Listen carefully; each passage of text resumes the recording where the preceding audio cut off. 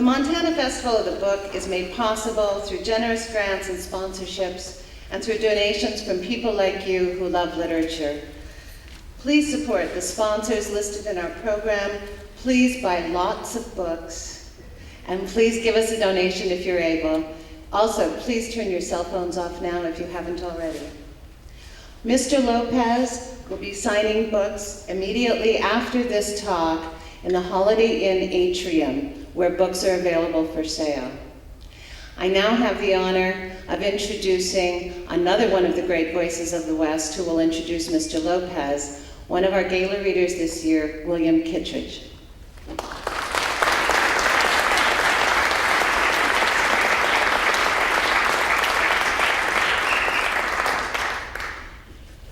Well, it's a great privilege for me. I get to introduce Barry Lopez, who I think all of you already all know all about. But I will say a few things. Barry and I were just comparing notes. We just missed each other at the University of Oregon Graduate School in 1968 by one term. They had terms in those days. The University of Oregon wasn't a very good fit for either one of us. I went on to other things, and Barry did too. I think Barry was more successful than I was in going on to other things. I didn't see or hear about him until the mid-70s.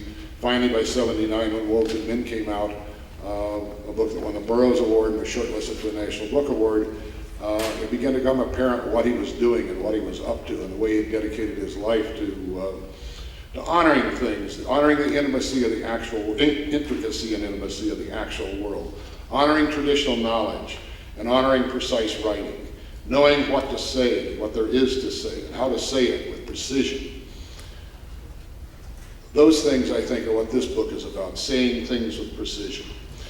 His career, after Wolves and Men, he published any number of books, a lot of them, 8 works of fiction, including Light Action, The Caribbean, Field Notes, Resistance, one of my favorites, Winter Count, and his masterpiece, perhaps, at least in some people's eyes, mine, Arctic Dreams, for which he received the National Book Award. He's written a lot of magazine articles. He's won a lot of awards. He won awards from the Academy of Arts and Letters, John Hay Award, Guggenheim, Lannan, National Science Award. He's a wonderful writer, a wonderful fiction writer.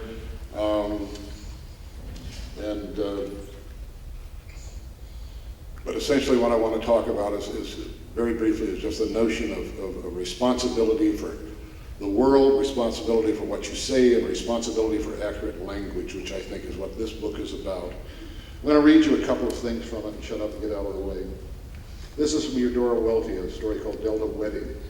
The garden, sun-faded, went down to the dusty moat in which the big cypresses stood like towers with doors at their roots. The bank of the river was willowy and bright, wild and unraked, and the shadowy Yazoo went swiftly colored and lying narrow and low in the time of year. And then I'm going to read a thing written by Emily Heistand about Yazoo. Named after the Yazoo River, which flows along the eastern bank of the Mississippi for miles before joining it above Vicksburg, a yazoo is a tributary that, deferred from joining the main stream by a natural levee formation, parallels a larger channel for some significant distance, until at last an opening in the bank or levee allows it to empty into the trunk stream. Alternate terms are Yazoo Stream, a deferred tributary. The word Yazoo itself was originally the name of the small, now vanished Native American tribe that once inhabited central Mississippi. Historians will debate the meaning of the tribe's name. Their educated guesses include widely varying possibilities: grass, river of death, hunting ground, as well as a verb meaning to blow on an instrument.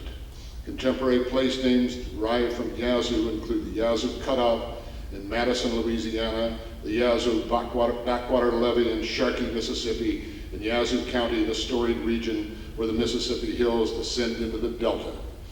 That's some of the pleasures of this book, going through and finding things like that. One of the things I found writing for was it was a very difficult assignment. I got 20 words, and I thought I knew the meaning easily of all of them. It turned out I didn't really know the meaning of any of them. I spent a month or so doing research, figuring out what I was actually talking about.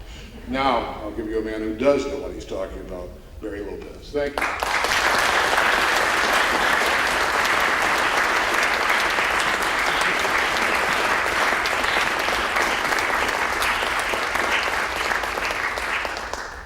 Thank you. I can't see anything out there, so I don't know if Bill has drifted into the first row or not. But to come to Missoula and to be introduced to any audience by that man is a great pleasure for me. Let me tell you something about Bill Kittredge. Probably 4 years ago now, he and I were together at a very good book conference in Sun Valley, Idaho. And a woman named Sandra Day O'Connor was there. And a lot of us, citizens that we are, had wondered why she and her colleagues had decided, out of the blue, that the judicial branch of the federal government would appoint the chief executive of the executive branch of the government of the United States of America. It had been our foolish notion that mangled and imperfect and racist as the vote was in the state of Florida, we would rather stand with our imperfections than with imperialism. And cowards that we were, we wouldn't raise the question, as Ms. Welty would have said, in polite company. So they got away with it. Except for Mr. Kittredge. I was sitting in the back of this enormous tent next to Sandra Day O'Connor, and I listened to Bill excoriate the principles of avariciousness that have distinguished the evolution of culture in the American West. He was strident and bold and courageous, and that woman next to me writhed and held the left hand in the right and the right in the left at the wrist until her hands turned white. And she was one who did not applaud when Mr. Kittredge walked off the stage. The rest of us were standing in a roar of applause because indirectly, in polite company, Mr. Kittredge had said, "Madam, what is your explanation for what you did?" That's Bill Kittredge.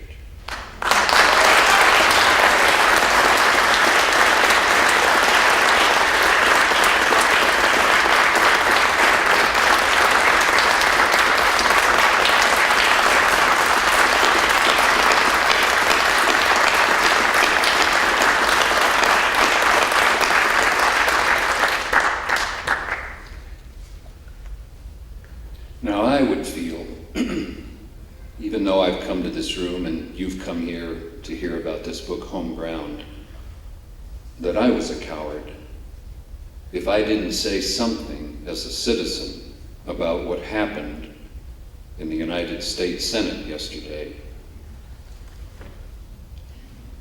After 217 years of extending judicial rights of protection to individuals who were tired of subjugation in Europe, after 217 years of an enforcement of due process and of habeas corpus, the Republican Senate of the United States of America decided we would rescind those rights for somebody who was a terrorist. Well, who is going to tell us in the days ahead who is a terrorist? Will it be some 19-year-old boy who sets fire to a SUV in a new car parking lot and is sent away with no criminal history for 27 years for daring to deface a motor vehicle? We turned a corner yesterday, and if we do not stand up and turn the tide, that we are living with now, where one man in the White House can decide what a crime is, what it is not, whether you will be accorded due process or whether you will not, and how long we can hold on to you, we're finished. We're finished.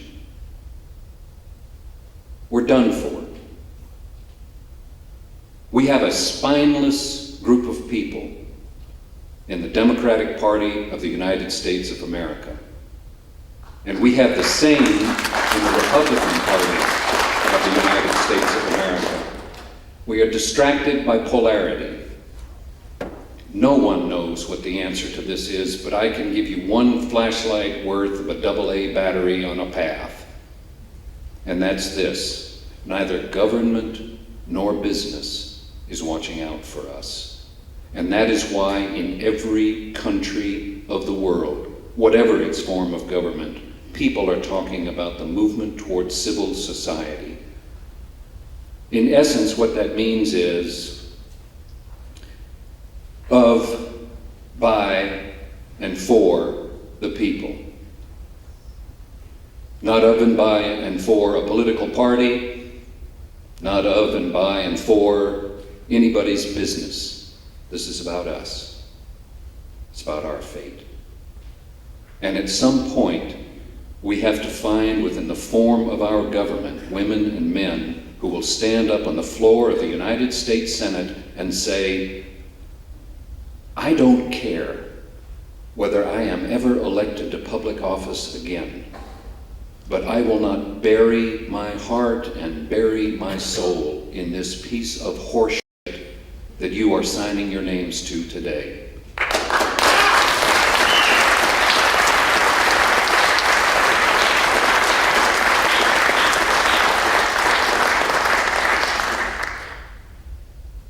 My words are very strong, and in some ways you have a right to say, well, who the hell does he think he is standing up here on this stage when no one asked him to talk like this?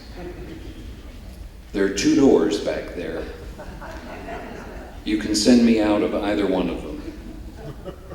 I've spent the last 10 or 15 years of my life meditating in part, not the whole thing, on something, and that is how did the environment that Bill referred to at the University of Oregon in 1968 serve me as a writer, in contrast with how I was served as a writer in small villages on Arctic coasts in Alaska and in Canada,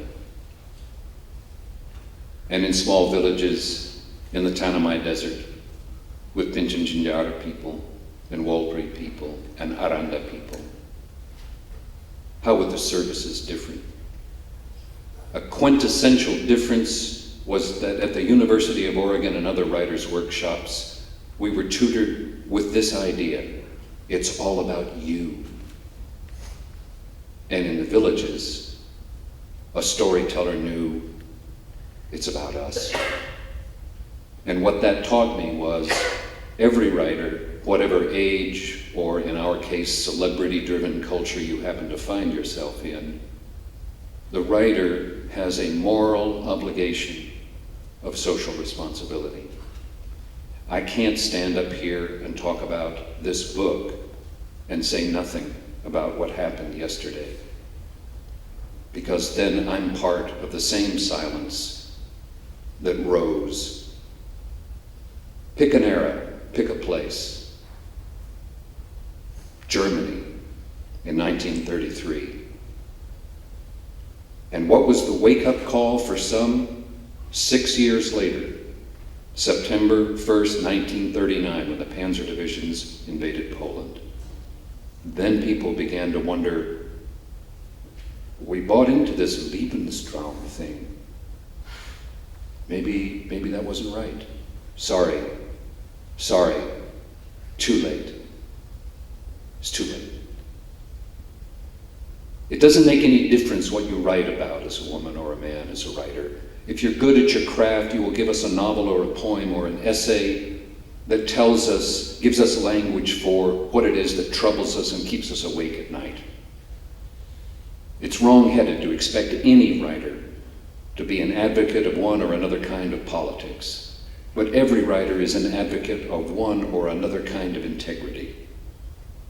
And one of the reasons that people like Bill or myself or our colleagues who are here, or those of you who are in this audience who write your hearts out, but aren't invited to stand on a stage, all of us, we're all together trying to do one thing.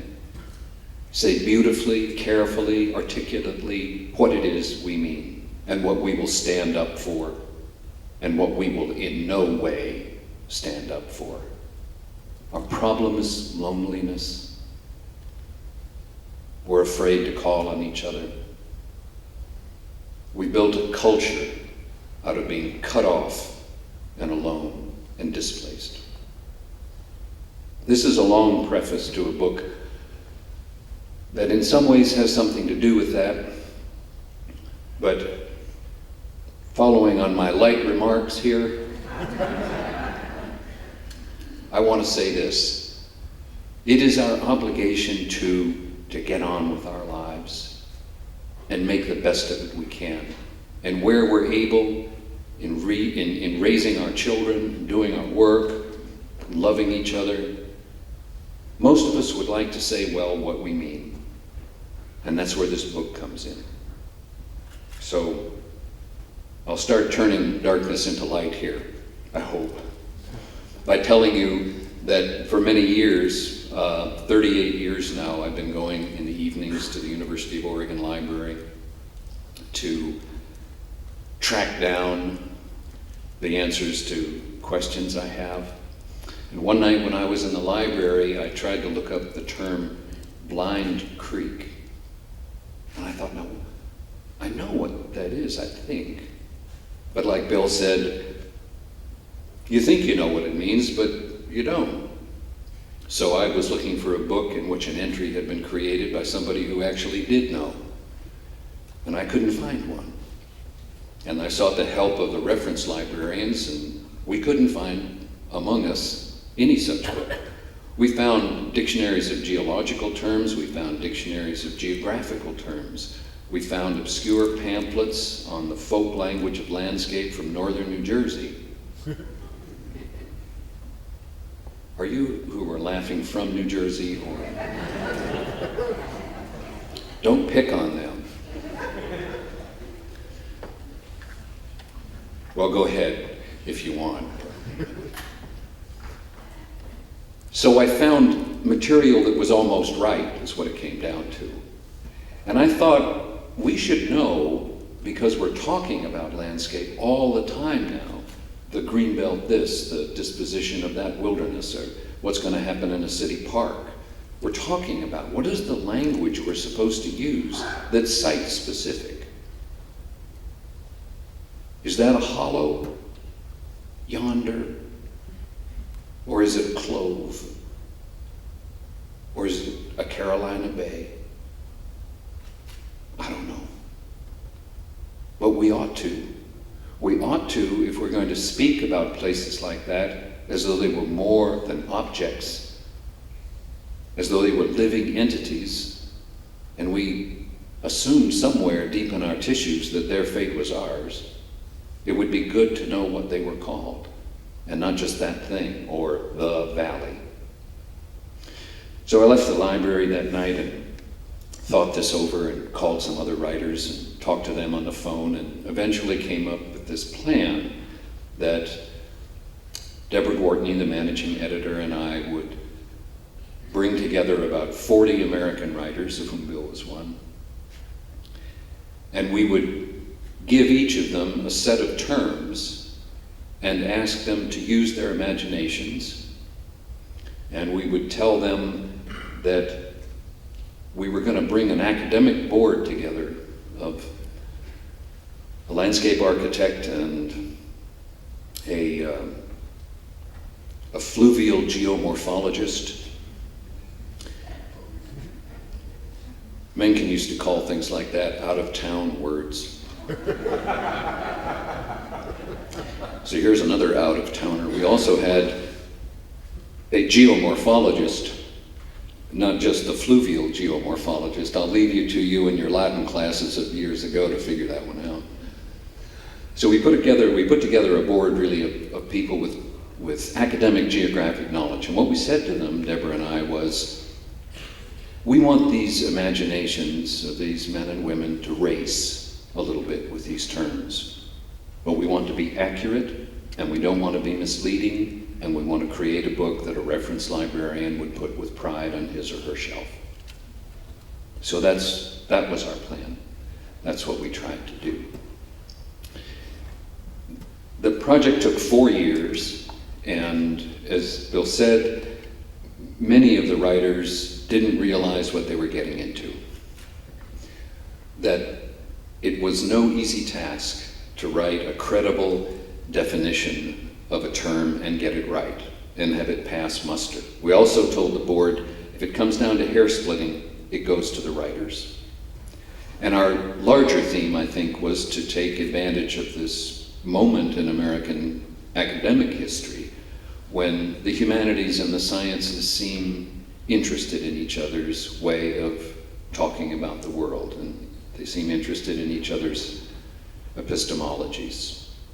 So we went to work, and we started with 40 writers, and I would say that the project was so informed by generosity on the part of the writers, it made Deborah and I silent. For example, one writer whose name all of you I think would recognize told me when he got his packet of 20 terms, we said, you can't trade your terms with anybody. You've got to do your 20. No first person, no anecdotes. It's you for us. Just let your mind and imagination run. We sent them background research, sent them a cover letter from me telling them what I thought I was doing, which later changed. Deborah sent them a letter about the logistics of the project and how to go back and forth, and a contract. And the contract specified an amount of money that each writer would be paid. And this writer, whose name you would recognize, called me and said, the only thing wrong with this is I'm being paid too much. He said, I have been so fortunate in my life as a writer, I can't accept this money. But what we can do is get 20 more words in the book. So that's how we went from 40 writers to 45 writers. And when I say generosity, I don't mean just that kind of generosity, which is a clear-cut instance of a gift. I mean a generosity where people would go back and forth with Deborah, the managing editor, until they got it right. Until they got it right. It is amazing to me, and a tribute to Deborah's skill, that we didn't lose anybody. Everybody who went with us stayed with us. When Deborah and I sent the manuscript to Barbara Rass, who is the publisher at Trinity University Press, and why we went to Trinity University Press instead of a large trade house is another story I'd be glad to answer or respond to later. I could tell from the quiver in her voice that she had been emotionally affected by the manuscript, not just intellectually pleased. And what she told me was that she was overwhelmed by the idea that there was something bigger than any single person, and that so many American writers from such diverse backgrounds had decided, I'm going to do this, and I am going to do it beautifully, no matter how long it takes. And in some cases, I'm going to put my work aside. What was it, she said, that could be so important that everybody would give in like this and say, let's make something beautiful. Let's make something good for the moment in our time. Let's see, in my terms, what this social responsibility of the American writer looks like. It looks like this book. I can say this because in one way the book came out of my mind and I was deeply involved with it. But there'd be nobody up here on this stage talking about this book if these people hadn't done this work, if Deborah hadn't done her work, if the board hadn't done their work, if the experts in Inuktitut and Inupiaq in the north hadn't helped me with the spelling to get it right about Nunatak, for example. So I'm one voice out of 50-some who's up here representing a community of American writers and people who care about the fate of their country. I want to tell you, without much of a preamble, I think, who the people were that worked with us. As I said, you'd recognize a lot of them: Barbara Kingsolver, Bill Kittredge, John Krakauer, Bill McKibben. We had wonderful people whose names are well known, but it was our hope that we could include writers who are not so well known, because that's what we are. We're a group of people who care about the fate of language and place. So we have a great range of interesting minds here, and we asked them when we were finished, could you tell us what your home ground is? Just 2 or 3 words. Not necessarily where you live at the moment, but what is your anchor place? So everybody sent in, their couple of words, and I began to look it over, and I saw some had written more than a couple of words. And I said to Deborah, this is going to look a lot better on the page if all of the name and then where they're from it sort of looks regular, and it's not these, really attenuated or longer. And she said, why?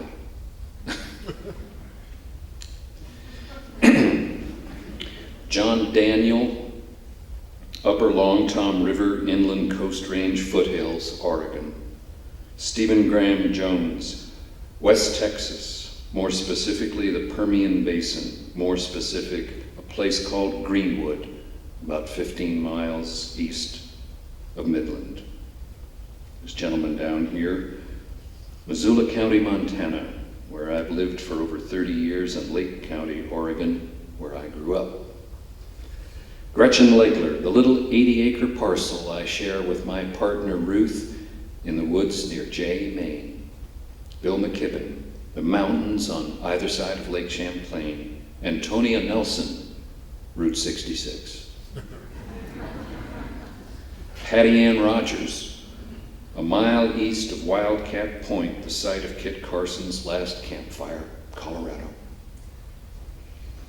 And D.J. Walde, Don Walde, the author of Holy Land, a suburban memoir, spectacular book. Lakewood, a working class suburb of Long Beach, California, where I still live in the house my parents bought in 1946.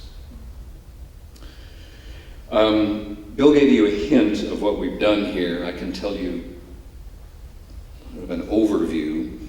There's 45 writers, 46 actually, because I defined some terms, another story, which I'll be glad to answer later if you want. There are 852 terms.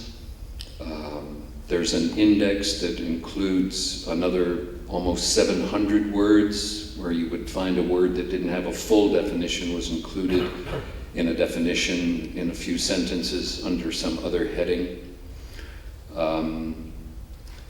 The book is indexed, so if you think of some place like Devil's Tower, you can look that up and it'll lead you to Volcanic Plug. There's an index of names, so that if you're curious about what Antonia Nelson was writing, you can look up her name and it'll lead you to every page on which she is either quoted or in which she wrote a definition that she's written is on that page. So our purpose was to get a lot of cross-referencing here, so you could move around in the book in more ways than one. It's alphabetically organized, all of these sort of brief essays, and I've been curious about how people read it.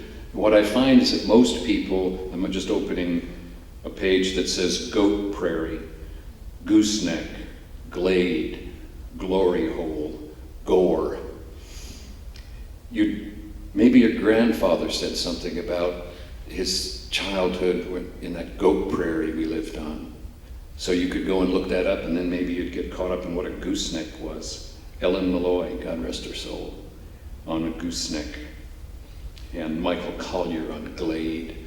And then you'd think of something else in your own past, some word you heard, milk gap, maybe, or bayou. And you'd go and look that up, and it'll lead you to some other B's or some other M's. Well, that's how people seem to go through it. We wanted to accent the book in some way with quoted material from a huge range of American writers. And one thing that Deborah and I discovered was a lot of people whom you wouldn't necessarily think of as those interested in landscape. If they were American, the chances were good that somewhere in their work you'd find something that raise your eyebrows. Here's Bill Styron from Inheritance of Night. You look out once more at the late summer landscape and the low, sorrowful beauty of the tideland streams, turgid and involute and secret and winding through marshes full of small, darting, frightened noises and glistening and dead silent at noon except for a whistle far off and a distant rumble on the rails. So that's in the margin next to Robert Michael Pyle's definition of tideland.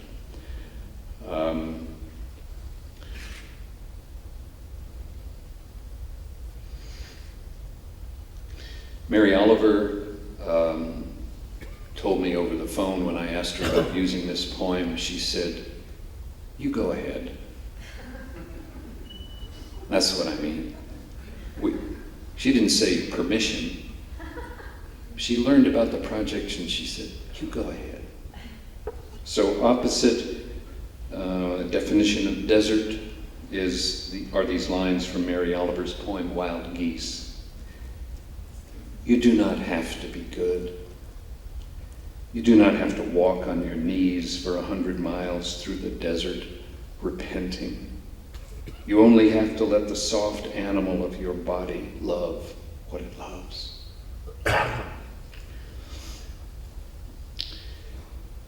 I'm going to leave you in the dark here about this author for a minute, but this is opposite Bill McKibben's definition of mountain.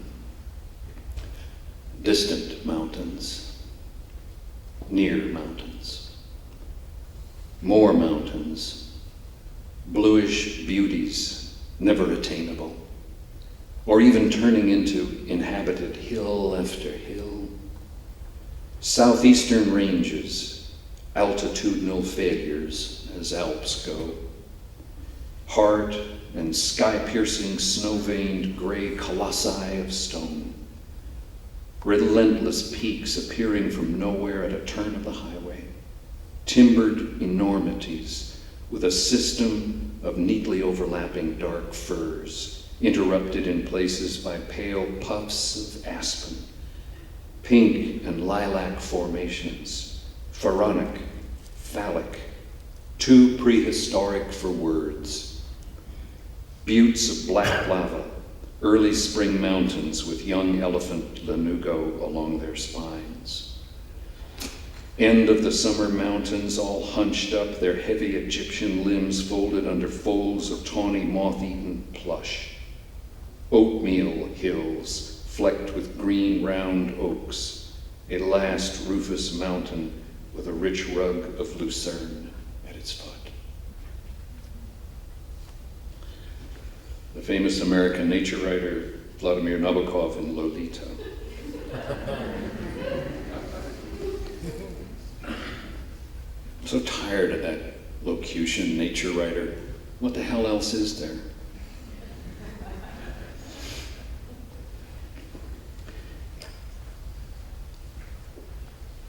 This book has been such a deferring and respectful effort on the part of everyone to see what we could get best among the lot of us, that to have written an introduction to the book was a little bit intimidating, and it's this first-person voice of this guy when I was telling everybody, let's not get into the first person too much here.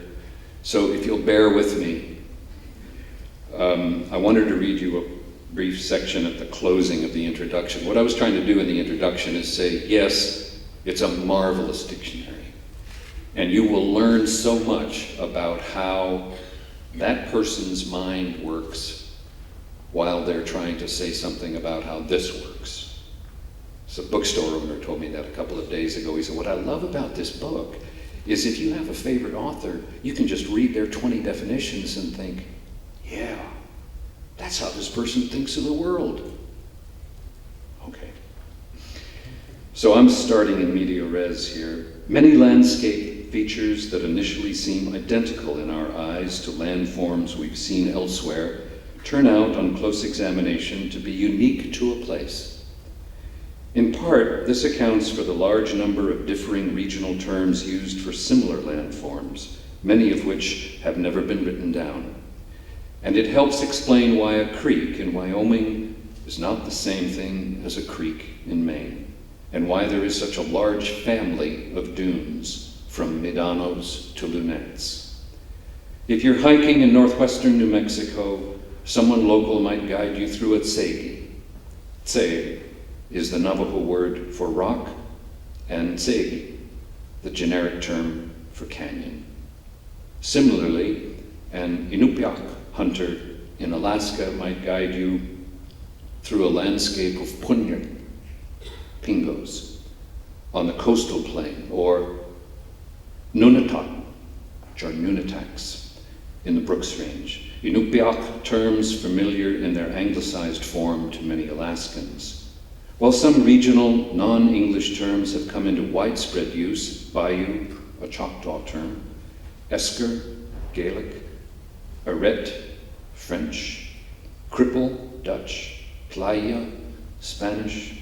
Other regionalisms, such as Delmarva Bay and Sassat, remain opaque to an outsider. How a particular culture or subculture divides and names the features of its homescape, and the way it perceives how one thing grades into another, when exactly a draw becomes a gulch, or a tarn, a lake, is in the end peculiar to that culture. Thus, it's hard to be certain about what someone else's word for something might be, or even what that word might mean. In Descriptive Topographic Terms of Spanish America, an article that appeared in the September 1896 issue of National Geographic, Robert T. Long laments a lack of English language descriptive terms for land features in the Southwest, offering his praise for the far greater range of Spanish terms with which he had become familiar. In How the Canyon Became Grand, Stephen Pine traces the evolution of the notion of a Grand Canyon on the Colorado River, starting with the first Spanish perception of it as no more than a huge, inconvenient ditch thwarting the advance of explorers not at all familiar with a cañón on this scale. In All the Pretty Horses, Cormac McCarthy's riveting evocation of the West Texas borderland through which he has his protagonists moving is so strong it nearly eclipses the presence of the two riders. In each of these three works, one is aware of the intensity of the author's connection to a particular region and of the great array of terms we use to locate ourselves in such potentially effacing places. We employ domestic animals, hogback ridge; domestic equipment, kettle moraine; food, basket of eggs relief; furniture, looking glass prairie; clothing, the aprons of a bajada; and extensively ourselves. A neck of land, an arm of the sea, rock nipples, the toe of a slope, the mouth of a river, a finger drift, the shoulder of the road. We do this intentionally, to make what is separate from us a part of where we are. We put a geometry to the land: back country, front range, high desert, and pick out patterns in it: pool and riffle, swale and rise, Basin and Range. We make it remote, North 40, vivid, Birdfoot Delta, and humorous, Detroit riprap. It is a language that keeps us from slipping off into abstract space. The pockings of mountain sheep, which are left behind when they nose snow aside to get at buried grass, are called feeding craters. When a rainbow trout strikes a mayfly on the placid surface of a creek, the departing ripples mark a fish strike. These things are too ephemeral to be taken for landforms or waterforms. For the scorched earth that forest fires leave behind, however, we do have a word, brûlé. When a meandering river cuts through a point bar and leaves behind a meander scar, and the scar fills with water, we call it an oxbow lake. We try to slow and steady the temporal and spatial scales of the earth's dynamic surface to have it conform more closely with our own scale of living and understanding. The language we employ to say what we're looking at or to recall what we've seen for many English speakers is now collapsing toward an attenuated list of almost nondescript words: valley, lake, mountain. Used along with Leica, these words now stand in for glade, tank, and escarpment. Most of us today are more aware of brown lands than wetlands, the former an expanding urban habitat, the latter a shrinking natural one. Fewer of the people who once made up the country's farming cultures are now around to explain what an envelope field is. The old-time loggers have taken the cow-faced slopes with them into retirement, and the jackass miners of the Mojave are no longer around to tell us how an adic differs from an avon. At a time when the country's landscapes are increasingly treated as commodities, subject to a debate over their relative and intrinsic worth, and when city planners, land conservators, real estate developers, and indigenous title holders square off every day over the fate of one place or another, this can't be good. Once on the upper Boro River in Botswana, traveling in dugout canoes with local tribesmen, I went ashore with 10 or 12 others to rest in the shade of acacia trees during the high heat of the day. The men conversed quietly in Tswana. The sound of the language was so beautiful in my ear, I turned on a portable tape recorder so I could listen to it again in the years ahead, or maybe play it one day for Aranda people in Australia, whose language I also like to hear, the run of it mellifluous like birdsong. We have a shapely language, American English, a polyglot speech grown up from a score of European, African, and Asian immigrant tongues, and complexly veined with hundreds of expressions native to the places we now occupy: Uto-Aztecan, Ayak Athabascan, Iroquoian, Muscovian, Caddoan, and Salishan.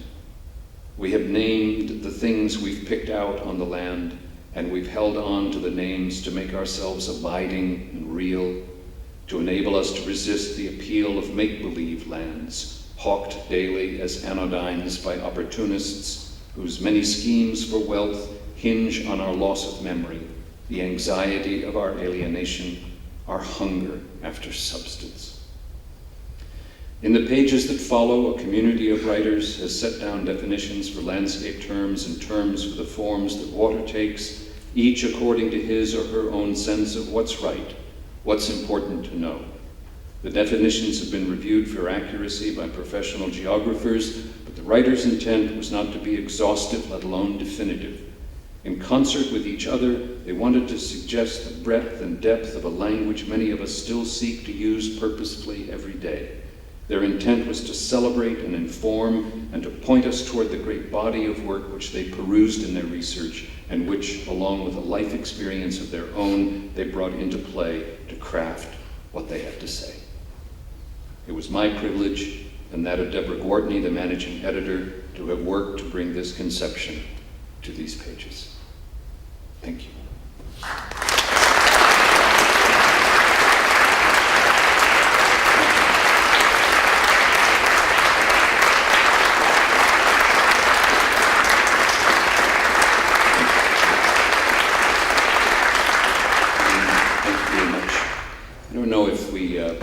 We have a few minutes, it looks like. I only wear a watch when I travel, and I forget that I have it there and I can use it.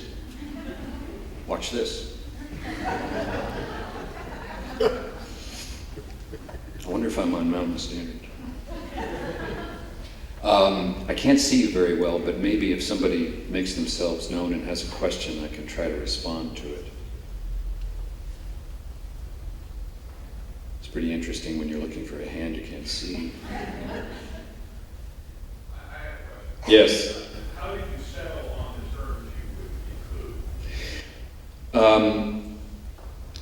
include? Deborah and I scoured a bunch of books and novels and short stories and a lot of dictionaries and handbooks of terms. You know, I remember talking to John McPhee one night and asking what was the most reliable, in his estimation, dictionary for geological terms. So, you know, it was calling around and getting a lot of input. And we made up a list of about 1,500 terms, which was way more than we could use. And we asked the board to work with us to whittle this down. And we had two goals. One was to get rid of words that were essentially synonyms of each other, or for the board to let us know so we could let the writer know that this is a synonym for that if you're in Florida but not in you know, Oregon or something. So we worked with them to get down to the mathematics of our situation was 40 writers, 20 terms, about 800 words. I mean, we knew we were never going to be exhaustive, but we wanted to get a nice chunk of something down. So about halfway through the process, Deborah and I realized that there were a lot of technical terms like lacustrine deposit, the soils that are left behind by a lake after it's gone, that, okay, was kind of interesting, but not as interesting as milk gap. So what made this difficult is that it was not hard to find lacustrine deposit, but it was hell to find milk gap, for example, or one of my favorites, looking glass prairie. This was a word used by people who had the elevation off the ground that you would have sitting in the seat of a Conestoga wagon on a flat piece of land underneath a big sky when you'd come to a shallow depression full of water on the prairie. And because the grass was tall enough to keep any ripple from the wind forming on the surface of the water, it was a mirror, and it reflected the sky and the clouds. So all of a sudden there was a hole in the prairie right in front of you that looked like a mirror and was a looking glass prairie. So that's the kind of term that we began to concentrate on, and that led me to talk to a lot of folklorists who are credited in the book: Roger Welch in Nebraska, Barry Saleh in Louisiana, Mary Hufford in northern New Jersey. And through them, I learned that although they had expertise in a local area, as professional folklorists, they knew that nobody had ever tried to pull an American landscape terms, folk terms together on a national scale. So we remembered that, and we did the best we could, incorporating as much as we could find. You know, every day somebody tells me something. I was talking to the curator of photography at the Portland Art Museum the other day, and he said, "Well, do you know what a stone boy is?" No. And he said, "Well, when Basques came into eastern Oregon and they moved their sheep around in a landscape that had no real prominences except distant hazy mountains, they found it difficult to steer clear of each other and get a language together that would know where you would know so-and-so's over there and so-and-so's over there. So they demarcated the land with cairns, and they called them stone boys." So if we'd known about that, we would have found somebody, Bill, maybe, to define that stone boy. But this led to, I wrote a note at the back of the book about the search for terms. It's a bibliographic note, and the reason I'm trying to find it now is to tell you that it ends like this: to contribute landscape terms not defined in Homeground or to comment on the book's definitions, please go to www.homegroundproject.com. What we're going to do, and I've talked to the director, the executive director of the American Folklore Society, is give this site to a doctoral student who wants to take on this project to bring an American language of place together in some sort of archive or series of publications or whatever they want to do. And again, I see our task as writers was to sort of sketch out what could be done, and then the real expertise that comes from folklorists communicating with each other and gathering terms and digging up more obscure pamphlets than the ones we were able to find, we can bring this together. In my terms, you know, an act of citizenship, a way of helping. We're also, Deborah and I are about to go to work with public school teachers and the private school teachers in Portland, Oregon, who have asked about this book because they feel the quality of the writing and the relative brevity of the definitions and the I guess the fun of it. I hate that word, but MilkGap's kind of fun, you know. That and the fact that there's so much history and literature here, they believe that this book is something they can use to teach geography, to teach writing, and teach social studies. So we're going to sit down with them and see whether that's plausible and how it could happen and how we could help. But your question about how we got to the list of terms is, you know, there are two answers. One is that we just whittled down to what I felt we could do. We couldn't ask a writer for more than 20 terms, but a few writers contributed more than 20 terms. They became so involved in the project, and we're the beneficiaries of their enthusiasm. Anything else? You can just talk out because I really can't see faces. How did you decide which terms to give to which writers, or was it random? No, it wasn't random. Deborah and I decided out of 40 people, roughly the same number of men and women. That was the first thing we decided. And the second thing was geographic distribution. If you have a word like nubble, then let's try to find somebody in Maine and give them that term. If you have a term like playa, what kind of playa are we talking about? Are you talking about a live water playa in Texas, which is a very different thing from what people call playa in Southern California? So we had all these, if you will, problems to solve that were regional and geographic. I knew that I wanted somebody in Hawaii to define a'a and pohoihoi, types of lava. And I wanted somebody in Alaska to work with Athabascan terms that have found their way into American English, and with Inupiaq terms that have found their way into American English. So we definitely went all over the place geographically. There was no effort to give a writer nothing but terms from their place. We felt that would be insulting. Although it wasn't a rigid way of thinking about it, what Deborah and I did was think in thirds. So we take words like,